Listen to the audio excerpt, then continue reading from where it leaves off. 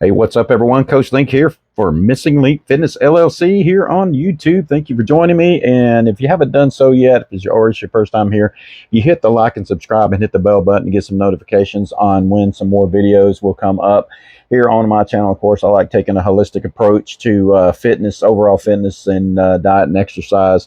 So supplements that you can buy from the store, you can order and things like that if you're not into, you don't want to take medications or anything like that. But anyway, for, general fitness and overall health, this is what I like to do is look at the science behind these things and present them to you. So with that being said, this is only for informational, educational purposes. So I'm not an expert or anything, but I have used many of these products over my years. I started working out when I was 13 years old. I've been doing it for 35 plus years. So a lot of supplements I have tried. And of course, the industry has came, I would say, a long way, but is very $1 billion, type industry and stuff like that. So there's a lot of supplements out there. You got some that's good and some of them are just fake. I mean, can be garbage. But anyway, I like to do reviews as well on supplements. And I also recommend that you do further, reviews as, yourself. So look them up. So like I said, I'll give you some supplementation and what I feel like is some good. Some of them I will do, like say, a quality. And what I mean quality is like third-party tested, like in facilities, third-party tested. Also like certification, CG, MP for good manufacturing practices and stuff like that. And also like in the supplement. But again, you can research these things. Of some of my videos I have put on there where I've talked about different top brands of, like say creatine and things like that. And that's what I look into. What's the quality of it? What's the certification? Those things like that. So that does make a difference. That's why you make sure you're not buying something that's just completely fake or it's just garbage, got a lot of fillers, it can be harmful and things like that. So I'm going to jump right into this. This is from a health blog. I like following them, and they give me like, information and things. So they don't tell you here, just do this. They just, speak of it as well. And that's part of one of my researches. But I've done extra research, which I'll do, too. And you can also look at, say, like Amazon, when it comes to a supplement too, just say like cinnamon, for an example, or others, and see what the reviews even say, there as well. So anyway, we'll jump right into this. So this is like health benefits, 5 of them actually, for the use of cinnamon. And if you're a fan of cinnamon, like I am, I love cinnamon. You get like cinnamon roll, cinnamon, that, and then just the extra, the spice in itself, you can put on other, foods or in like drinks, coffees, or some people's done that, and things too. But anyway, cinnamon, it may help reduce the risk of type 2 diabetes. Okay, so individuals who have diabetes, insufficient insulin is produced by the pancreas, or cells don't respond to insulin as they should, which leads to high blood sugar levels. Cinnamon potentiates insulin action by increasing the amount of 3 vitally important proteins involved in the insulin signaling, inflammation response, and glucose transport of the body. Research has found that individuals taking a supplement containing the equivalent of 1/4 to 1/2 teaspoon of cinnamon twice daily reduced risk factors for diabetes, which included glucose, triglycerides, and cholesterol by 10 to 30%. All right, so results of one study have found that a daily cinnamon intake of 1, 3, or 6 grams can reduce serum glucose, LDL cholesterol, total cholesterol, and triglyceride in individuals with type 2 diabetes. These results indicate that individuals with type 2 diabetes who include cinnamon in their diet can reduce risk factors linked to diabetes and cardiovascular diseases. All right, so some individuals taking the smallest dose of 1 gram experience the same benefit as individuals taking the 6-gram dose. So there's probably no reason that necessary to consume more than 1 gram a day. So there are 2 types of cinnamon in itself: C-line, saline. So I'm gonna, I might not be pronouncing that right, but C-line's like CEYLON, and cassia, CASSIA, are the 2 most commonly used types of cinnamon. Although saline, I'm just going to say saline, cinnamon does contain more antioxidants. Both types of cinnamon will be effective for lowering blood sugar, and the majority of studies have made use of cassia cinnamon. Cassia cinnamon does, however, contain a higher amount of coumarin, and SCOUMARIN, a potentially harmful substance that could be toxic to the liver. Ceylon cinnamon does, however, contain a significantly lower amount of coumarin, and I hope I'm pronouncing that right. But if not, I'm butchering it probably. but which makes it a much safer option for castor cinnamon, albeit more expensive. All right, so the tolerable daily intake of coumarin has been determined by the European Food Safety Authority to be 1 kilogram of body weight. So me, I would still do further research because I don't get into like the European food or like the World Health Organization stuff. I'll just take them with a grain of salt. So if they bring it to my attention, I'll do further research. I don't settle for one, organization or something that says this, that, or the other. I still like to do further research. So take that into consideration right there and how it can help diabetes. Now, like I said, I use cinnamon myself, and it helps with like blood sugar stability. So especially on a calorie reduced diet, you're dieting, cutting carbohydrates and things like that, it helps. We get those blood sugar crashes where you've been hungry and you just feel like, lightheaded, faint, and just don't feel well. Cinnamon helps with that. It stabilizes a lot better, and it does work for that. Okay. So again, that's why I use it for that. So number 2, cinnamon may help to reduce the symptoms of rheumatoid arthritis. All right. Research has shown that antioxidants in cinnamon have anti-inflammatory properties. A meta-analysis of studies found that supplementing with cinnamon significantly reduced C-reactive protein, it's a blood protein that increases when there is inflammation. There was also one significant reduction in interleukin-6, a key player in chronic inflammation. In a randomized double-blind trial involving 36 women with rheumatoid arthritis, it was concluded that cinnamon can be safely used as an adjunctive treatment for improving inflammation and symptoms in rheumatoid arthritis patients.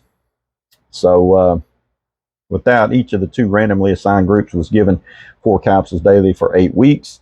That one group was given a placebo capsule, and the other group was given 500 milligram capsules of cinnamon powder. A significant decrease in inflammation and clinical symptoms were experienced by individuals who received the cinnamon capsules in comparison to those receiving the placebo capsules. A study in rheumatoid arthritis rats revealed that inflammation was alleviated by the suppression of pro-inflammation proteins by cinnamonide, and I could be pronouncing that right, but I'm just going to say that, a component found in cinnamon. Okay, so it could help with rheumatoid arthritis, so take that under advisement. Okay, also cinnamon may help protect against cancer. Although the scientific evidence suggests that cinnamon extracts may help protect against cancer, research is limited to test tube and animal studies. The research has revealed that the compound cinnamonide, which is found in cinnamon, can inhibit tumor growth by reducing cancer cell growth and blood vessel formation in tumors. It also protects against DNA damage and is toxic to cancer cells, causing cell death. There is some preliminary evidence that cinnamonide can reduce colon cancer risk by improving the health of the colon. Cinnamonide was found to have helped the cells of mice protect themselves against carcinogen exposure through detoxification. The cinnamonide in cinnamon activates enzymes in the colon that help detoxify and protects against the growth of cancer cells. So there's something else to take under consideration. Also, be sure you can consult with your doctor. Even on that, you can bring that up as a question, or a dietitian if you have one. Talk to them about it and see what input you get there too. Okay. 4, cinnamon may help to reduce the risk of heart disease. Several studies have shown that the cinnamonide found in cinnamon has protective effects on the cardiovascular system. One study in rats has reported that cinnamonide and another compound found in cinnamon called cinnamic acid offered protection against the ischemic myocardial injury, which indicates the potential that cinnamon has to be used for treating cardiovascular disease. All right, so research has revealed that cinnamon can help reduce high levels of LDL cholesterol and high triglyceride levels, as well as increasing levels of HDL cholesterol. Cinnamonide has also been shown to help reduce high blood pressure, which is another heart disease factor. Cinnamon also helps in increasing circulation and improving tissue repair, which could help to regenerate heart tissue. So, how about that? Again, I use cinnamon myself. Okay. And it's pretty simple. It's pretty inexpensive, too. So, like I said, you can take it under consideration, for overall general health, general health, just overall health, too. But again, like I said, you can talk to your doctor and stuff about it. Cinnamon, number 5, cinnamon can help to improve oral hygiene. And research has shown that cinnamon can help protect against certain strains of bacteria, which cause mouth infections, cavities, tooth decay, and bad breath. Cinnamon contains cinnamaldehyde, a natural active compound that has potent antibacterial properties, which can be used to naturally eliminate mouth bacteria. Cinnamon flavored chewing gums can help eliminate bad breath, not by just masking foul mouth odor. They remove the oral bacteria that cause it, even if temporarily. So that's one good thing. You got like Dantine, those gums, and really that's what Dantine was made of, or was really made for. It's been around for a while, this cinnamon. So anyway, that's it. All right, so take that under advisement of some cinnamon. So if you haven't got that, or use that in your diet, you may want to take a look at that. Again, do further research. Okay, you can Google it. You can also, like I said, you can go to Amazon, say I want to pull up some cinnamon products, and you can read the reviews and things on that, and also to give you what benefits. You got different ones that's out there. Also, again, checking for the quality of it. Look at it and see if it's like a non-GMO, third-party tested, facility and things like that. So that's the quality part you want to look at there too. So be sure to check that out as well. Just take your time, look at it, and again, you can talk to your doctor about it. You can also talk to a registered dietitian as well. So, and I highly recommend that. All right, again, so for me, that is, I don't consider myself an expert. I'm kind of a blue-collar fitness guy. All right, so I don't get endorsed by any of these products or anything like that.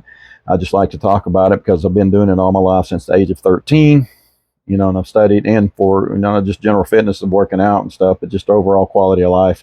And I do look for like natural, holistic supplementation as much as I can. I'd rather do that than being on boatloads of, pharmaceutical medications and stuff, if all possible, and just, get it from these.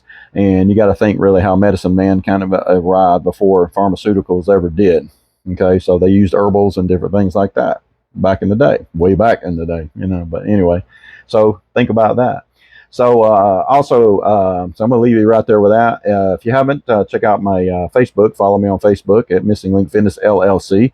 I put content like this up and over the different sources and stuff like that as well. Also foods and things, just, a whole wealth of information that hopefully can be helpful to you. I'm also on Instagram, Missing Link Fitness LLC. So you can check out there. Also, I have a podcast I run as well on Spotify. So it's Missing Link Fitness LLC there. So, you get a chance to check those out. And again, if you will, you can hit the like and subscribe and hit the bell button here on my channel to get more content brought to you. Okay. Also, check out my website at missinglinkfitnessllc.com. I do personal training, in-person personal training if you're here in the Central Florida area. And if you're not, I also offer online personal training. I put together programs and nutritional counseling, and meal planning and things like that as well.